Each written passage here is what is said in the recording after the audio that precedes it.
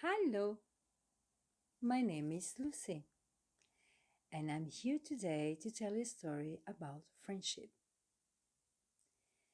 Have you ever wondered what friends are for?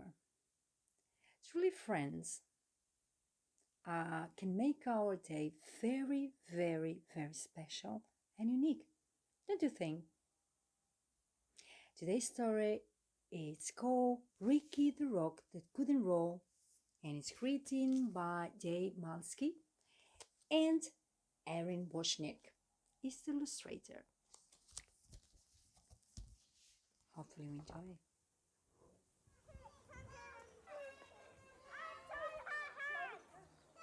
Over the lake and out past the bay was a green grassy hill where the rocks came to play. They would race to the top to take in the view, then roll their way down the way rocks love to do. There were Kip, Pip, and Chester and Marvin the Boulder. Ignatius played too, though he was much older. And a group called the Pebbles never ever sat still, zigzagging their way up and over the hill. Guy was a meteorite and not from this planet, and Maya was lava but taken for granted. Stu was the smart one, Parker the clown, and Grumpy old Ebert rolled round with a frown.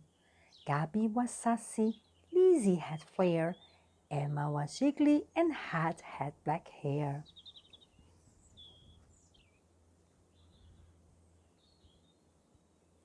But the one trait that seemed to be shared by them all was that every rock there was shaped like a ball, and because they were round, they could easily roll through the grass past the lake, up and over the knoll. Except for poor Ricky, who quietly said, "You see, Rick couldn't roll because one side was flat."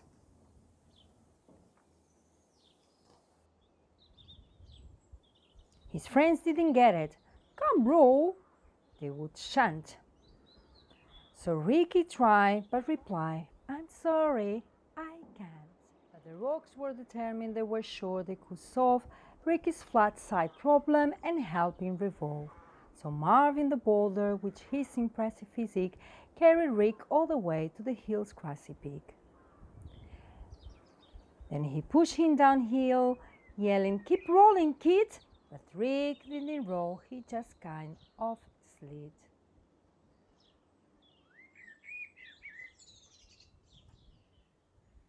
Well, the rocks weren't done, not by a mile. Surely this next try would get Rick to smile. They stuck rubber balls all over Rick, using big gobs of glue to get them to stick. They were proud of themselves. "This will work," they announced it. But Ricky still couldn't roll. Now he just sort of bounced. Well, they pushed and they pulled, trying every which way to get Rick to roll, but by the end of the day, nothing had worked, just like Rick expected, and he ended up feeling depressed and dejected. "It's not use," Rick sighed. "There just isn't a way, so I'll sit off to the side and watch you all play." But his friend wouldn't quit. "We are here for you, brother, and we'll get you to roll one way or another." So they pondered and thought, each straining his brain, till they looked up and saw it was starting to rain.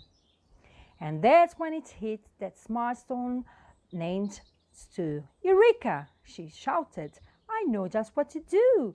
He explained to them how they would get Rick to tumble. "My plan is pure genius." Stu wasn't too humble.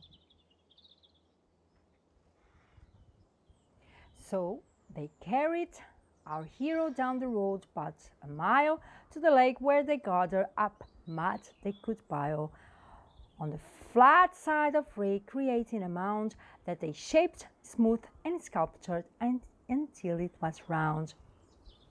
Then after the rain, with the sun in the sky, they left him to bake till the mud was all dry.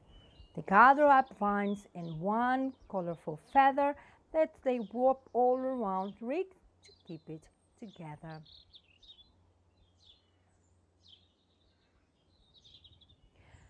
When the last knot was tied and the work was all done, the only step left was for Rick to have fun.